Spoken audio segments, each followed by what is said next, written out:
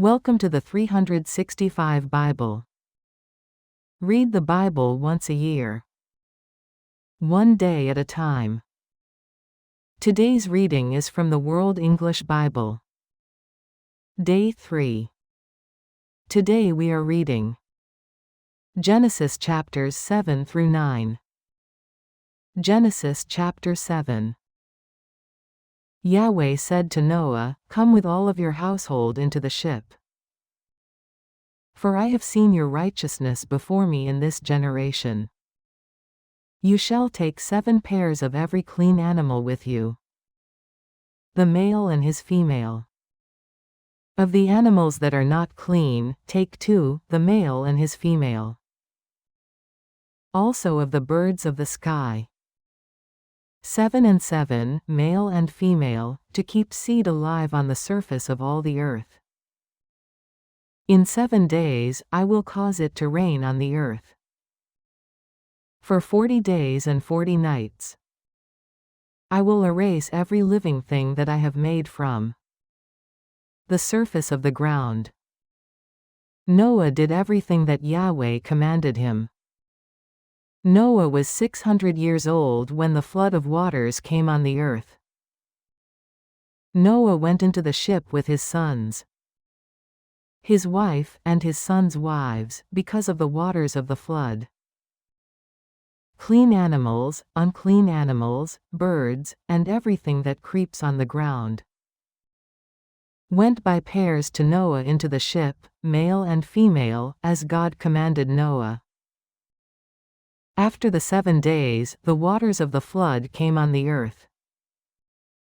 In the 600th year of Noah's life, in the 2nd month, on the 17th day of the month.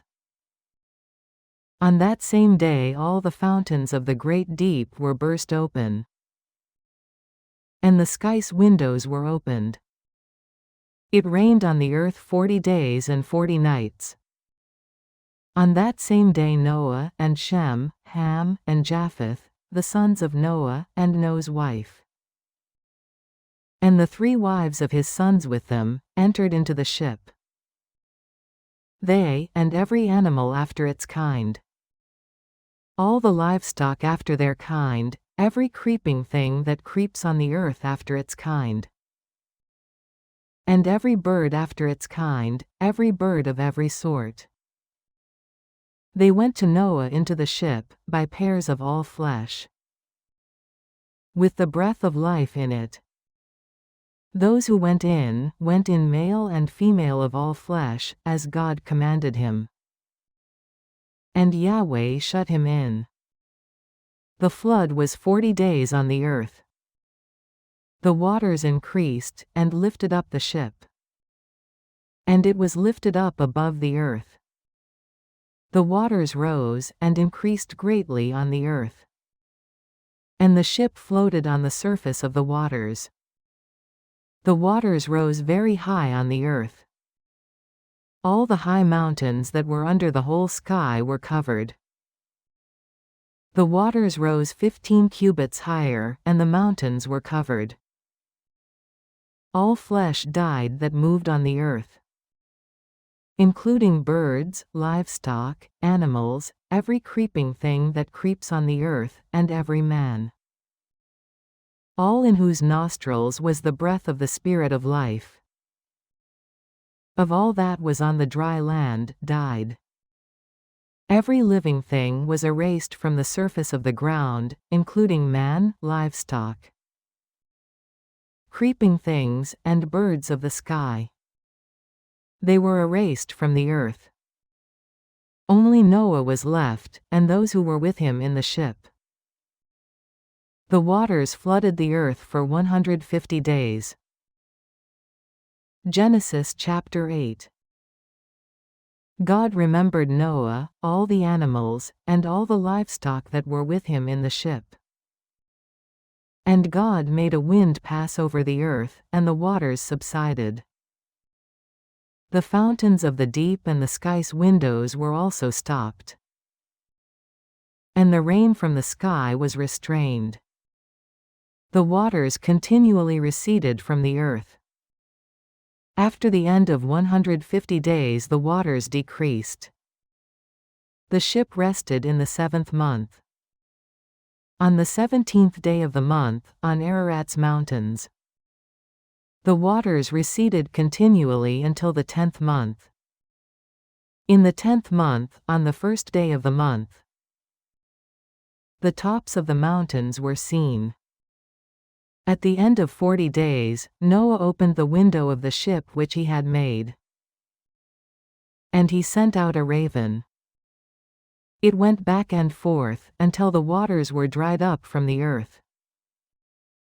He himself sent out a dove to see if the waters were abated from the surface of the ground. But the dove found no place to rest her foot. And she returned to him into the ship, for the waters were on the surface of the whole earth. He put out his hand, and took her, and brought her to him into the ship. He waited yet another 7 days, and again he sent the dove out of the ship. The dove came back to him at evening, and, behold, in her mouth was an olive leaf plucked off. So Noah knew that the waters were abated from the earth. He waited yet another 7 days, and sent out the dove. And she didn't return to him any more. In the 601st year, in the 1st month, the 1st day of the month, the waters were dried up from the earth. Noah removed the covering of the ship, and looked. Behold, the surface of the ground was dry. In the 2nd month, on the 27th day of the month, the earth was dry. God spoke to Noah, saying, Go out of the ship, you, your wife, your sons, and your sons' wives with you. Bring out with you every living thing that is with you of all flesh, including birds, livestock, and every creeping thing that creeps on the earth, that they may breed abundantly in the earth. And be fruitful, and multiply on the earth. Noah went out, with his sons, his wife, and his sons' wives with him. Every animal, every creeping thing, and every bird, whatever moves on the earth, after their families, went out of the ship. Noah built an altar to Yahweh, and took of every clean animal, and of every clean bird, and offered burnt offerings on the altar. Yahweh smelled the pleasant aroma. Yahweh said in his heart, I will not again curse the ground any more for man's sake, because the imagination of man's heart is evil from his youth. Neither will I again strike everything living, as I have done. While the earth remains, seed time and harvest, and cold and heat, and summer and winter, and day and night shall not cease. Genesis chapter 9. God blessed Noah and his sons, and said to them, Be fruitful, and multiply, and fill the earth. The fear of you and the dread of you will be on every animal of the earth, and on every bird of the sky, everything that the ground teems with, and all the fish of the sea are delivered into your hand. Every moving thing that lives will be food for you. As I gave you the green herb, I have given everything to you. But flesh with its life, that is, its blood, you shall not eat. I will surely require your blood of your lives. At the hand of every animal I will require it. At the hand of man, even at the hand of every man's brother, I will require the life of man. Whoever sheds man's blood, by man will his blood be shed, for in the image of God he made man. Be fruitful and multiply. Bring forth abundantly in the earth, and multiply in it. God spoke to Noah and to his sons with him, saying, As for me, behold, I establish my covenant with you. and with your offspring after you, and with every living creature that is with you, the birds, the livestock, and every animal of the earth with you, of all that go out of the ship, even every animal of the earth. I will establish my covenant with you all. Flesh will not be cut off any more by the waters of the flood. Neither will there ever again be a flood to destroy the earth. God said, "This is the token of the covenant, which I make between me and you and every living creature that is with you, for perpetual generations. I set my rainbow in the cloud, and it will be for a token of a covenant between me and the earth. It will happen, when I bring a cloud over the earth, that the rainbow will be seen in the cloud. And I will remember my covenant, which is between me and you and every living creature of all flesh.